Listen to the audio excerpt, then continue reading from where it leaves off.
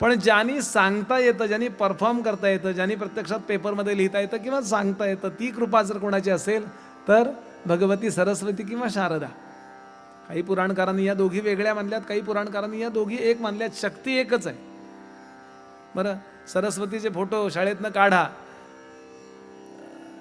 असं का म्हणायचं कारण काय? ती बुद्धीची देवता आहे. हो, बुद्धी असेल तर तो मनुष्य म्हणेल ना अजून वाढावी म्हणून ती ठेवा. म्हणजे असं लक्षात ठेवा. मी काय, तुम्ही का असलात मला कळलं नाही, खरं आहे ते सांगितलं मी आपल्याला. हां, कळतं गणपतीच्या कृपेने, सांगता येतं सरस्वतीच्या कृपेने, आणि अनुभवता येतं सद्गुरूच्या कृपेने. म्हणून 3 गोष्टीत रोज सकाळी उठल्यावर तिघांना नमस्कार करा. जाग आल्याबरोबर भगवान गणराया, भगवती जगदंबा माता आणि श्री सद्गुरुनाथा असा नमस्कार करूनच अंथरुणावरनं पाय खाली ठेवावे. हे रोज करून बघा, कितीतरी गोष्टी आपल्या जीवनातल्या भरा सुटायला लागतात.